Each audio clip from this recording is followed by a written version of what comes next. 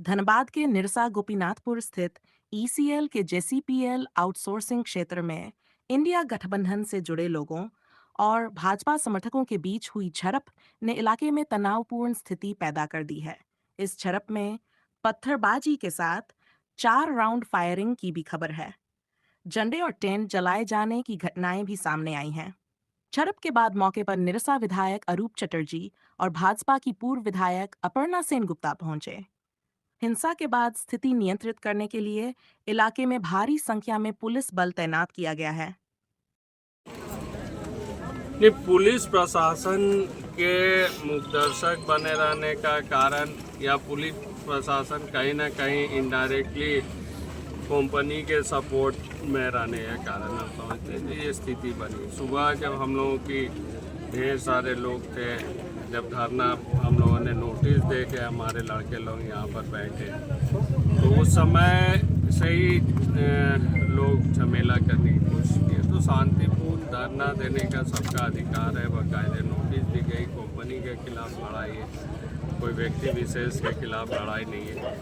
तो कोई इस तरीके से अगर रंगदारी करे, कोई मारपीट करे, गाली गलौज करे, अब बाद में शाम को जब सब खाने चले गए तो महिलाएं यहाँ सिर्फ चर्चा कर रही थी पंडाल में बैठकर। उस समय सडनली आके ये लोग पथरावबाजी चालू कर दिए, फायरिंग कर दिए। और उसके बाद जब पथराव और फायरिंग के कारण लोग यहाँ से भागदौड़ मच गई, तो उन लोग आके पुलिस के सामने ही पंडाल जला दिया, पार्टी का झंडा जला दिया। यहाँ के जितने मोटरसाइकिल या गाड़ी था उन तमाम गाड़ियों में तोड़ फोड़ हो गई। ये तमाम चीज़ें जो है ये लोग की, और पुलिस अभी भी इन लोगों पर कोई भी कार्रवाई नहीं कर रही। पुलिस इमीडिएटली इन लोगों पर कार्रवाई करे, और नहीं तो फिर हम लोग पुलिस के खिलाफ कार्रवाई पर हम लोग सड़क पर उतरे।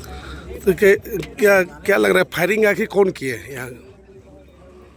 ये मनोज सिंह के गुर्गे जितने भी थे उधर से 4 राउंड फायरिंग हुई, जैसे कि हमें पता चला। और 4 राउंड फायरिंग के बाद यहाँ पर मतलब पुलिस के सामने ही फायरिंग हुई, फिर भी कोई एक्शन उन लोगों पर अभी तक नहीं लिया। ये चुनाव का काउंटिंग 23 तारीख को हुआ, और 23 तारीख से इनका ये जीते, ठीक है, बहुत कम वोट से जीते, क्या जीत हुआ वो तो सब जान रहे हैं। लेकिन 23 तारीख को ही खोखड़ा पहाड़ी में घर में डकैती होता है, उसी रात को। उसके बाद आप देखिए मुगमा में सोना दुकान में चोरी होता है। फिर पटियाला होटल में किस तरह का इसी का आदमी लोग किस तरह से जाके वहाँ अशांति करता है पटियाला होटल के मालिक के साथ। फिर आप देखिए कि चिरकुंडा में मरवाड़ी बच्चों के साथ किस तरह से मारपीट करता है। ये निरसा विधानसभा आतंक और भय का माहौल करके रख दिया है। ये जीतने के बाद जब आप राजा कोलियरी में माल खाए, जब पूरा लूटे, उस समय सब ठीक था। और यहाँ गोपीनाथपुर में जब स्थानीय सब यहाँ के सब अपना रोजी रोजगार करके खा रहे हैं, तो आपको बर्दाश्त नहीं हो रहा, आपका सेटिंग गेटिंग नहीं हो रहा है। आप बाहर से बुला के सबको यहाँ अशांति करा रहे हैं, मारपीट करा रहे हैं। ये हम लोग बर्दाश्त नहीं करेंगे।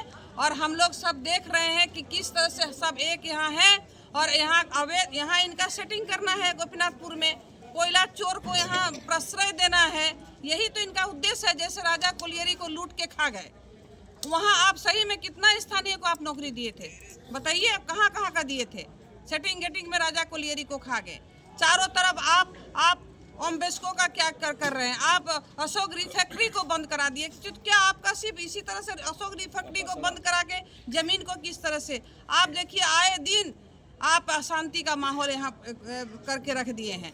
तो निरसा का जनता शांत प्रिय जनता, 5 साल में कितना शांति निरसा में था, हम लोग बर्दाश्त नहीं करेंगे। और अवैध जितना भी इनका संरक्षण में जो भी फल फूल रहा है, हम लोग प्रशासन से मांग करते हैं, चाहे पशु तस्कर, चाहे मछली का तस्कर, चाहे कोयला तस्कर, सब इन्हीं का मतलब संरक्षण में फल फूल रहा है।